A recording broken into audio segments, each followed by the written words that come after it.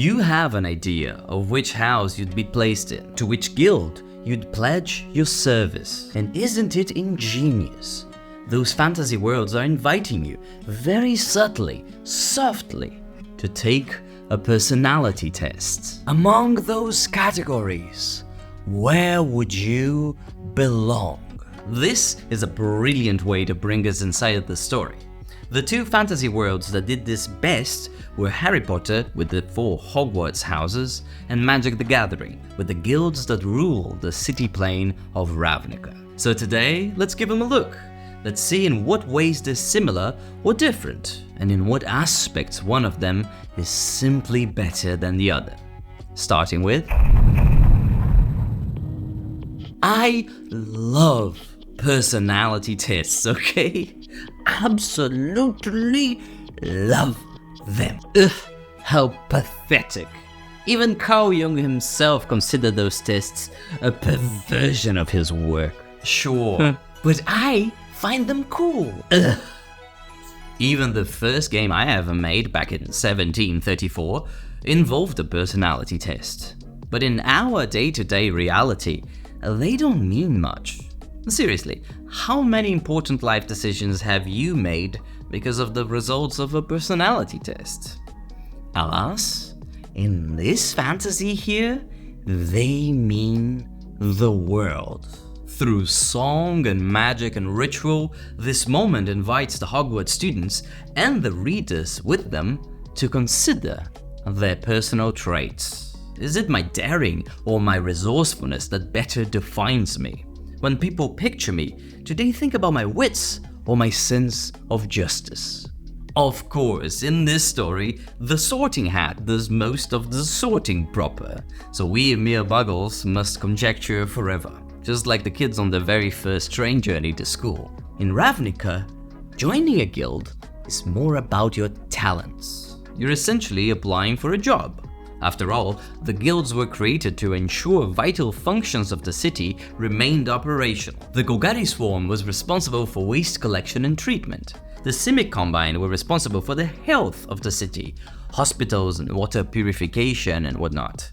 The Izzet League were the engineers and R&D of Ravnica. But of course, they've outgrown their initial functions a long time ago. Still, to join a guild, people are looking for your talents, not your personality.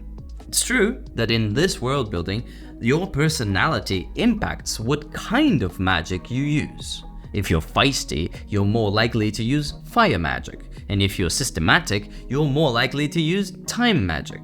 That's not only in Ravnica, but in all of Magic's multiverse. But the process of allegiance itself is not very interesting. The interesting bit happens after you get in. What if the guilds have proprietary magic that only members can learn? We'll talk about that later in the video. But the guilds themselves are full of personality. If the Gruul clans look aggressive and brutish, the Orzhov Syndicate looks calm and collected.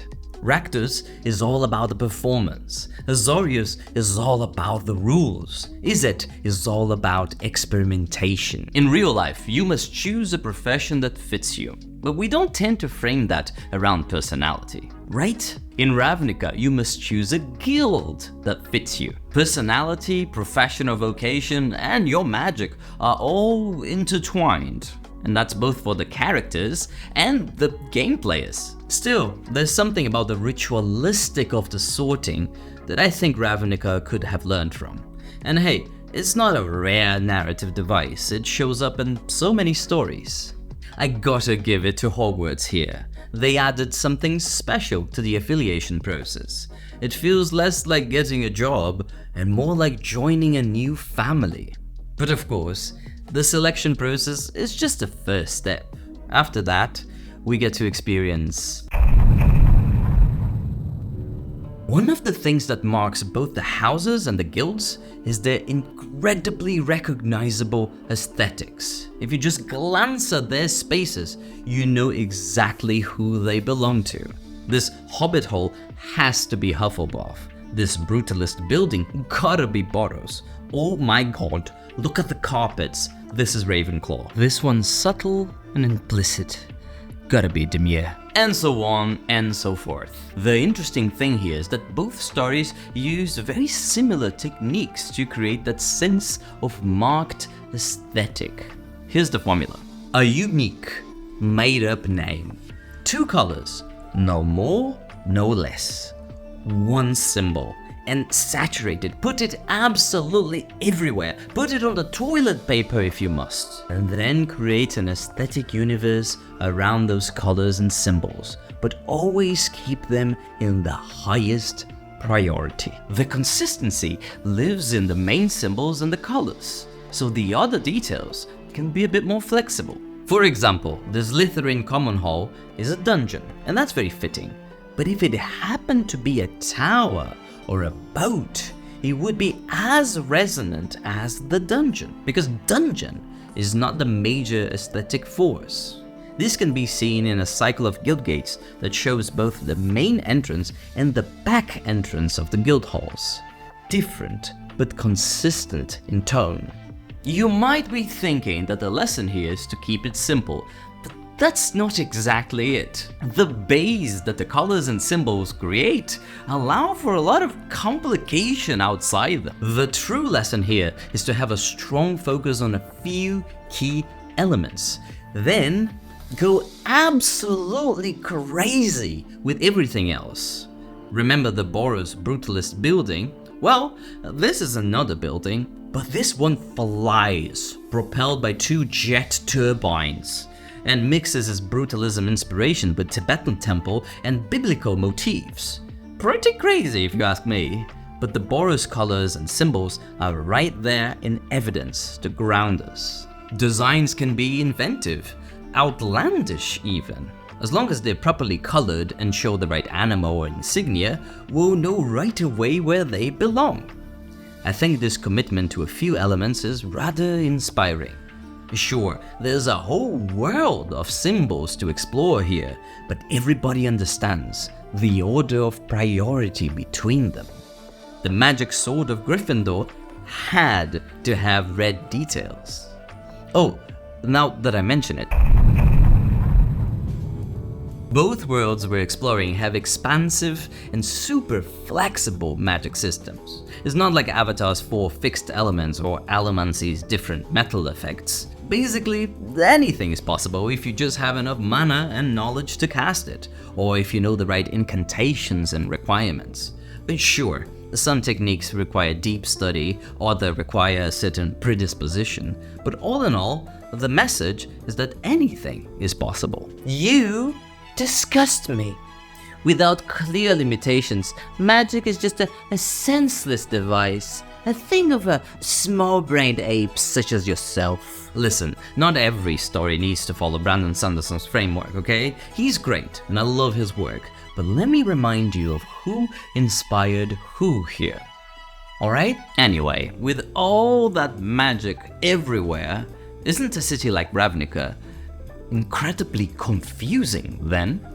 Well, no. Complexity is kept at bay because, well, one of the biggest reasons why you want to join a guild is to have access to their incredibly strong proprietary spells. Spells that are stronger than anything you've learned before. Sure, you may have your own magic, the one that got you into the guild in the first place, but once you're in, you get to stand on the shoulders of giants and learn incredible spells that the guilds have been perfecting for centuries. Only the Azorius law mages learn how to detain. Only the Dimir spies learn how to cipher. Only the Selesnyan guardians learn how to populate. And the beauty of it is that this is represented both in story, but also in game mechanics. Some effects are exclusive to one guild or another. The type of magic they use is a distinctive feature of each of the guilds, and the magic itself has aesthetics. Mushrooms, that's Golgari. Lightning, that's Izzet. Crab claws, gotta be Simic. Harry Potter sort of tried that, especially with its magical items. Notably the scene where the Gryffindor sword just appears from the sword he had because Harry is a Gryffindor? What? That was confusing. Well, doesn't matter. There's also that moment when Harry is learning the Half-Blood Prince's spells and he uses Slytherin coded spells? Not really, right? The spells are merely violent. If only the spell he had learned was this one, at least he would have a snake motif. Or maybe if Slytherin had been the sangromancers, the manipulators of blood from the start, that would have been sick. Anemic, even. I think an opportunity was missed here. The houses were already aligned with the type of magic because of their head teachers. How interesting would it be if, under the guidance of Professor McGonagall, the Gryffindors had a few unique transfiguration tricks, and only the Ravenclaws had access to the 3 higher charms of the mind. If only we could have seen conflicts between the houses solved by this preference for one type of magic versus the other, I think this could have added a good flair to the story. In that context, imagine it was Cedric Diggory instead of Neville who showed Harry gillyweed, helping him through the use of herbology, his house's specialty. A scene like that would have been powerful. The act of sharing something the other doesn't have full access to. Which brings me to another point that connects both of those stories is a particular character archetype that I'm gonna call the bridge character. So far, we've talked about the differences between factions, how the houses look different, how the guilds have different magic, and why their contrast is an important narrative force that makes us, the audience, choose one over the other. But the individuals with the power to integrate the different groups are among the strongest those stories have to offer. If you don't think too much about it, Hermione seems like a better hero than Harry. She shares Harry's strong sense of justice, knows vastly more spells, and has the critical thinking to know when to apply them. But Harry constantly shows this one crucial talent that rivals Hermione's knowledge. His charisma. And not only raw charisma, but applied charisma. He uses his social skills to make friends and allies. Like that time when he shared a Triwizard Tournament secret with Cedric Diggory, who was stunned, grateful, and happy to treat Harry as an ally from that point on. Or when Harry, almost miraculously, manages to sway Kreacher's loyalty. But the best example here is when Harry founds Dumbledore's army and starts accepting students from different houses.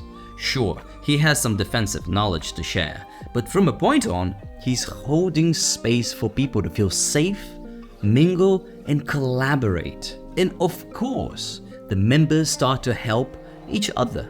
You know what's even better than having Hermione's vast knowledge? It's having the charisma to turn Hermione and Ron and everybody else into an ally. So when a problem pops up, everybody joins forces to figure it out using many different brains. In Ravnica, the same rules apply, despite the guilds fighting for power all the time, sometimes resorting to murder, oftentimes resorting to murder.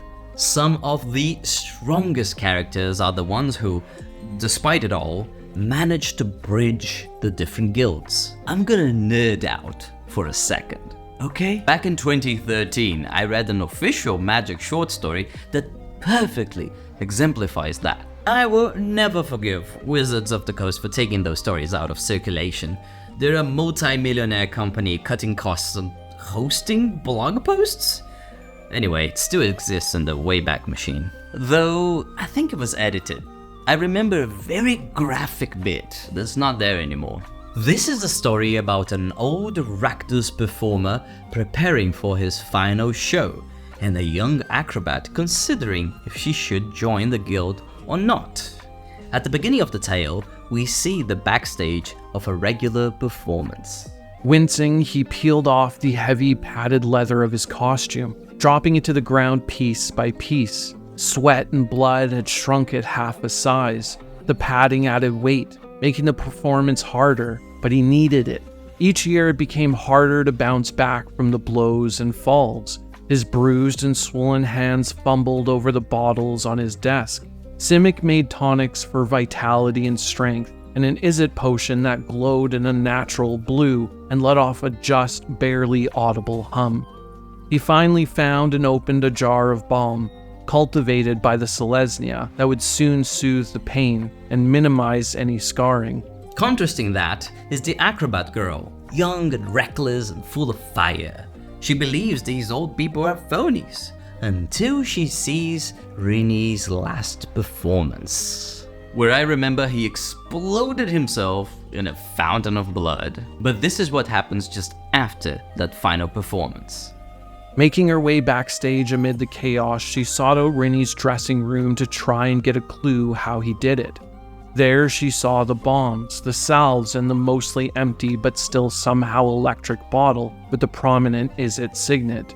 It was then she knew that no matter how skilled she could become, her acrobatics would never be enough alone. She would need to acquire allies in other guilds. She grabbed what she could from Rinny's dressing room. She would go to the fat priest, Silar. Certainly he would buy her autograph of Rinny and some of these knickknacks. She would have coin in her pocket and a contact in the church.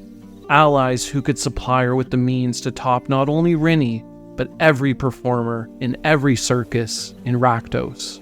See? She's not only becoming a bridge character right then, but also through her perspective, we start to understand the power they carry.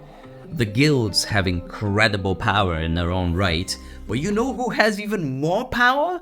Whoever manages to combine them all.